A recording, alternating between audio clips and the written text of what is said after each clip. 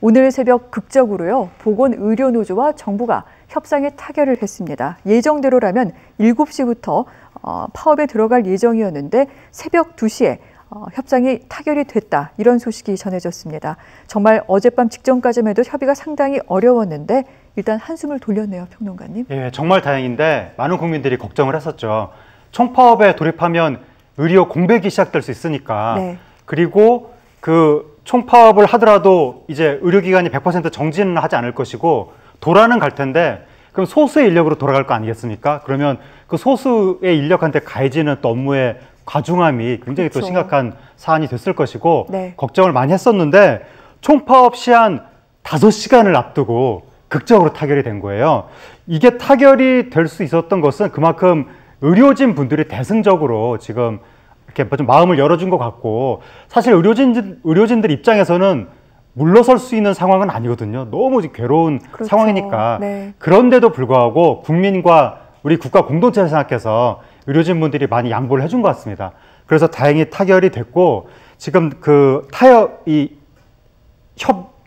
합의를 했는데, 그 합의 사항이 코로나 치료병원 인력 기준을 마련한다.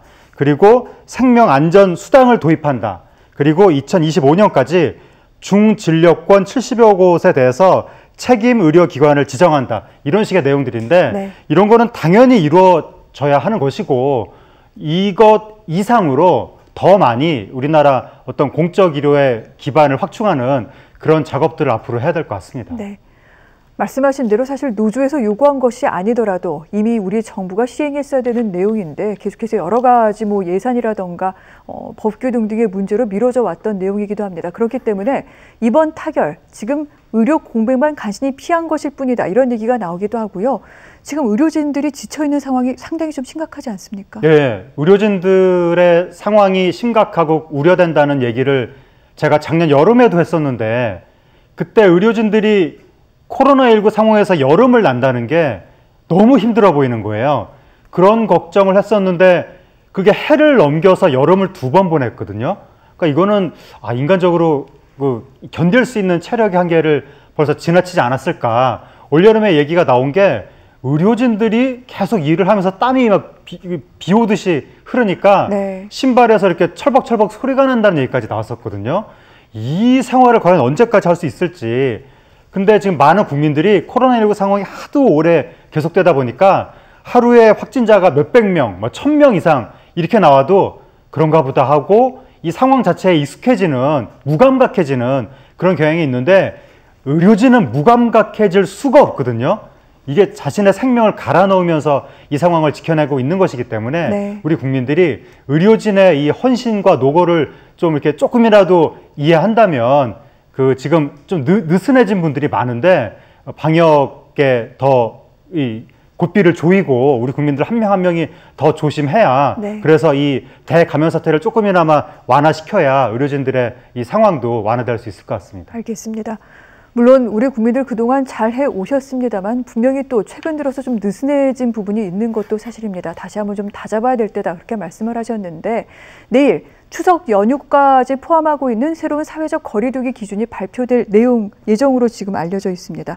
어떤 내용들이 좀 포함이 될까요? 예, 지금 이야기가 나오는 것은 아마도 현재와 같은 아주 강도 높은 모임 금지, 이것을 유지하지 않고 직계 가족에 대해서 한 6인 내지 8인 정도는 허용하지 않겠느냐, 네. 그런 이야기가 나오는데, 허용을 할 때 하더라도 무조건 허용하는 것이 아니라 조건부로 허용할 수도 있고, 그 조건부라고 하는 것은 코로나19 예방주사를 맞은 가족이 있다면 그것을 이제 더 많이 모이도록 허용을 한다든가, 아마 추정컨대는 3대를 기준으로 했을 때, 네. 조부모는 완전히 예방주사를 다 맞았을 가능성이 높고 부모의 경우에는 1차 접종까지 했을 가능성이 높거든요.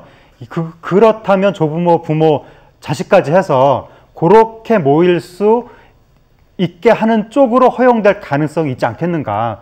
이게 그것까지 금지하기에는 너무나 지금 국민 정서가 상황이 좋지 않고, 네. 그리고 자영업자분들이 한계 상황에 도달했다는 이야기가 계속 나오거든요.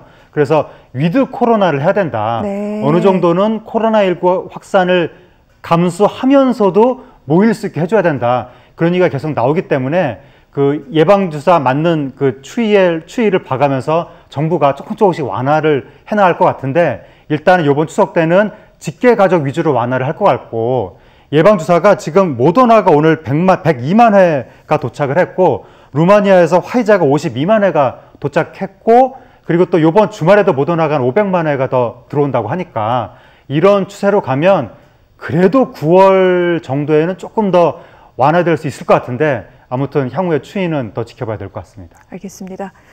저희도 내일 자세한 내용이 나오는 대로 전해드리도록 하겠습니다.